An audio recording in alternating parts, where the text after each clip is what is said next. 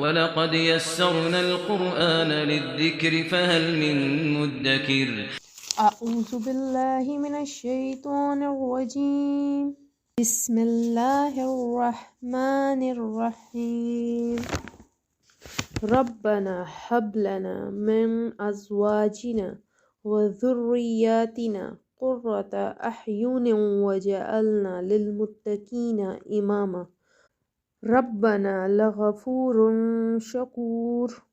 اے رب ہمارے، دے ہم کو ہمارے ازواج کی طرف سے اور اولاد کی طرف سے آنکھ کی ٹھنڈک، اور کر ہم کو پرہیزگاروں کا پیشوا، ہمارا رب بخشنے والا قدردان ہے۔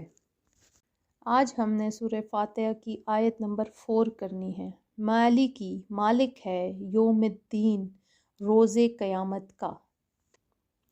جزا کے دن سے مراد قیامت کا دن ہے کہ اس دن نیک اعمال کرنے والے مسلمانوں کو ثواب ملے گا اور گنہگاروں اور کافروں کو سزا ملے گی، جبکہ مالک اسے کہتے ہیں جو اپنی ملکیت میں موجود چیزوں میں جیسے چاہے تبدیلیاں کرے۔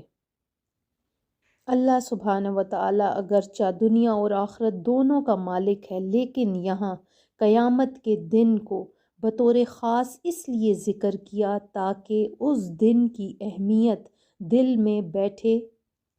نیز دنیا کے مقابلے میں آخرت میں اللہ سبحانہ وتعالی کے مالک ہونے کا ظہور زیادہ ہوگا، کیونکہ اس دن کسی کے پاس ظاہری سلطنت بھی نہ ہوگی جو اللہ سبحانہ وتعالی نے دنیا میں لوگوں کو عطا فرمائی تھی۔ یعنی ہماری اس دنیا میں جتنی ہمیں آسائشیں ملی ہوئی ہیں، یہ گھر، زمین، جائیداد، دولت، بچے، یہ روز قیامت ہمارے کچھ کام نہ آئیں گے۔ اس لیے یہاں خاص طور پر قیامت کے دن کی ملکیت کا ذکر کیا گیا ہے۔ دیکھیں، اللہ سبحانہ وتعالی وہ ہستی ہیں جو اپنے اس دنیا میں جو چاہے کر سکتے ہیں۔ اس لفظ سے ان عقائد باطل کی تردید ہو گئی جن میں ہندوستان کے مشرک اور کئی دوسری قومیں مبتلا تھیں۔ یعنی خدا ہر مجرم کو سزا دینے پر مجبور ہے، اسے معاف کرنے کا ہرگز اختیار نہیں۔ قرآن نے فرمایا، وہ مالک و مختار ہے اور ہر چیز، جن و انس، سب اس کی ملکیت ہیں، جیسے چاہے ان سے سلوک فرمائے۔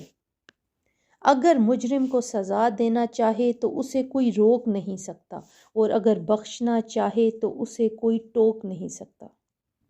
یوم الدین، دین کا معنی ہے حساب اور جزا۔ لبید کہتے ہیں، اللہ تعالیٰ نے ثواب و عذاب کی تعبیر لفظ دین سے کی تاکہ پتہ چلے کہ یہ ثواب و عذاب بلا وجہ نہیں، بلکہ ان کے اپنے اعمال کا نتیجہ ہے۔ مقصد یہ ہے کہ انسان گناہوں کی لذت میں کھو کر ان برے نتائج سے بے خبر نہ ہو جائے جو رونما ہو کر رہیں گے۔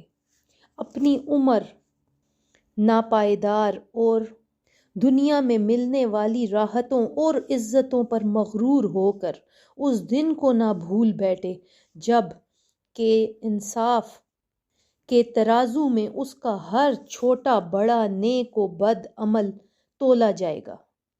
اس میں شک نہیں کہ وہ رب ہے، اس کی رحمت بے انتہا ہے، لیکن اس کی یہ صفت کمال بھی ہر وقت پیش نظر رہے کہ وہ عادل ہے۔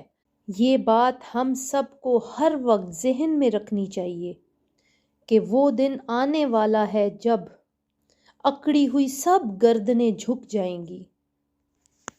کتنی افسوسناک حقیقت ہے کہ وہ امت جس کے دین کے بنیادی عقائد میں روز جزا پر ایمان لانا ہے، میدان عمل میں اس کی غالب اکثریت میں اس ایمان کا کوئی اثر محسوس نہیں کیا جاتا۔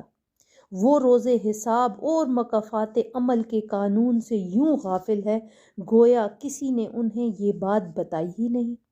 آج اگر ہم یہاں پر رک کر سوچیں، اس آیت کو اپنے اوپر لیں، تو کیا ہمیں روز جزا کا ڈر ہے؟ کیا ہمیں پتہ ہے کہ روز قیامت ہونا کیا ہے ہمارے ساتھ؟ یا کیا ہمیں یہ پتہ ہے کہ جب یہ دنیا سے ہم چلے جائیں گے، ہماری آنکھیں بند ہو جائیں گی، اس کے اگلے پل میں ہمارے ساتھ کیا کیا ہونا شروع ہو جائے گا؟